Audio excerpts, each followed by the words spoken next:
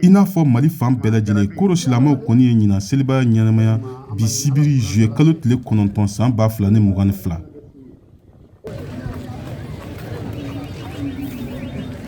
Bɛɛ lajɛlen ye kan bɛn di ɲɔgɔn ma koro seli kɛnɛ ba la.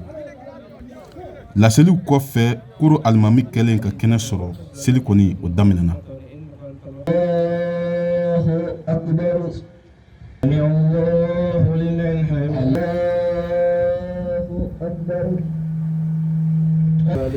I k'a dɔn k'a fɔ fatiya kɔfɛ koro dugutigi n'o ye Mɛsi Miɲangali ye o ye duwawu don kɛ.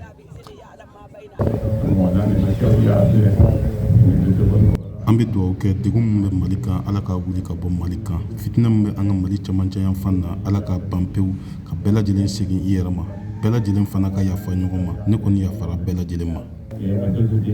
Seliba yɛrɛ kɔrɔ ye mun ye? Usmane Boli ni caman b'a wele ko vie a bɛ dɔɔni fɔ an ye. Seliba ye dɔnba ye don min Ala y'a kɛrɛkɛrɛ ka di silamɛw ma, a kɛrɛkɛrɛ ka kɛ dɔnba ye, dɔnba min tɛ sɔrɔ sankɔrɔ ni siɲɛ kelen tɛ. Seliba la min laɲini ye min ye, an ka jija ka saga ɲini. Seliba saga laya Ala subhanahu wa ta'ala ye min kɛ sunna ye ka di Ibrahima alayhi salam min y'a ka wali min ya Ala teri yɛrɛ ye, a y'a kɛ sunna ye ka di silamɛw ma.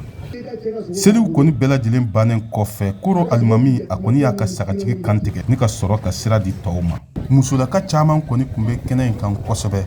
Aïssata Kojo. Ala nana o gɛlɛya ta ka bɔ an kunna. Ni ye an ɲininka sisan gɛlɛya nin yɛrɛ a tɛ bɔ fiyewu. An tora muɲu ni sabali k'a ko muɲu fo seliba nana se bi seliba kelen ni bi kelen ni kɔni o gɛlɛya nin a tɛmɛna ka ban.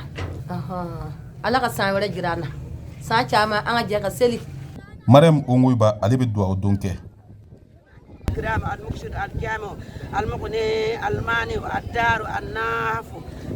Alimami kɔni kɛlen ka sira di bɛɛ lajɛlen ye sira minɛ fo so.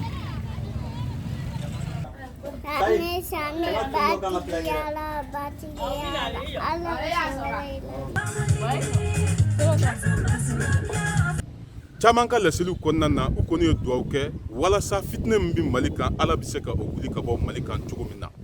Tijani Wederawogo, VOA Bambara ka bɔ Koro.